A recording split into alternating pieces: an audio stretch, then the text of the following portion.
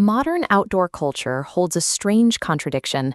People spend hundreds, sometimes thousands of dollars on highly specialized gear, explicitly to carry fewer things into the woods. Backpackers analyze the weight of their tent stakes down to the gram. Hikers hollow out the handles of their spoons. And people retrofitting vans map out every square inch of their living space, ruthlessly eliminating anything that isn't strictly necessary. Modern society operates on a completely different set of rules. The standard baseline assumes that success equals accumulation, more square footage, heavier comforts, and endless storage solutions. Shedding weight in the wilderness serves as a physical exit from the constant, heavy complexity of modern living. Stepping onto a trail strips away conveniences and forces the human body to remember a very old physical truth. Every single possession you claim carries a literal, inescapable cost. For nearly all of human history, owning very little was a biological imperative. Objects had to be portable, highly useful, and worth the physical energy required to move them. Permanent accumulation was a direct threat to survival.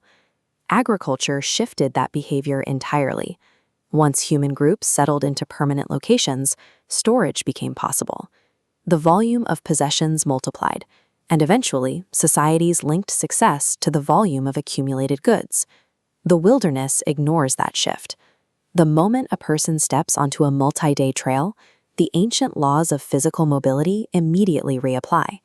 Every kilogram in a backpack punishes the body. Over long distances, dead weight accelerates fatigue, increases stress on joints, and drastically slows movement.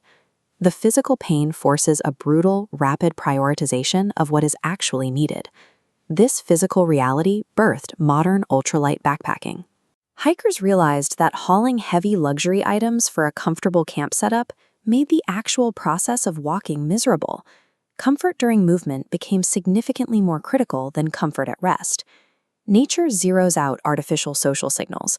An expensive, heavy object holds zero value when the temperature drops. The environment rewards function, warmth, and utility, shifting a person's immediate value system toward physical presence. That sudden relief of dropping a heavy backpack extends beyond the physical muscles. The concept of weight quickly shifts into the psychological space. Psychologists track cognitive load. Every possession requires a sliver of subconscious attention. They demand maintenance, cleaning, upgrading, and storage. This constant demand compounds. Combined with notifications, rent, and urban pressure, the brain is forced into chronic decision fatigue. Outdoor minimalism operates as a psychological defense mechanism. Deliberately limiting choices to the exact items in a small pack or a vehicle cuts those mental tethers, allowing the brain to finally relax. The logic of the backpacker eventually scales up, moving from the straps of a bag to the interior of a vehicle. For many, van life is a spatial expansion of this minimalist drive. This lifestyle offers a direct route out of the unmanageable complexity found in fixed urban environments. By shrinking living space, participants gain a sense of control over their physical and economic footprint. Ironically, social media algorithms recognize the visual appeal of this simplicity and packaged it. The raw, messy reality of living in a vehicle frequently became a heavily curated, highly expensive online aesthetic. Beneath the marketing of premium gear and clean interiors, actual participants are chasing something very real. They are hunting for autonomy, for direct physical living, and a quiet environment with significantly less mental noise. The vehicle itself is secondary. What it represents is a psychological safety valve. It is the ability to turn the key and physically leave a stressful environment anytime. In a minimalist camp setup, the endless menu of modern choices evaporates. Priorities reduce to immediate biological needs: finding water, walking a specific distance, preparing a single meal, and staying warm. This narrowing of focus provides immense psychological relief. Humans predictably romanticize this kind of simplicity whenever social complexity peaks. Throughout history, people have dreamed of retreating to frontier cabins or off-grid homesteads, specifically to counterbalance the overwhelming pressure of their current civilization. By eliminating the financial and mental burden of accumulating static objects, outdoor culture reallocates those resources toward movement.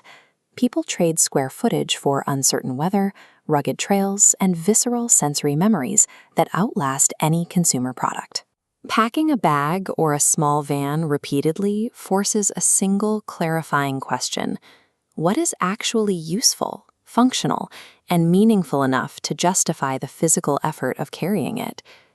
Carrying only what truly matters serves as a method for reclaiming human attention and maximizing the feeling of being alive. When you step out onto a trail with only the essentials, you stop managing your possessions and begin to experience the world. For more content like this, like and subscribe to our channel.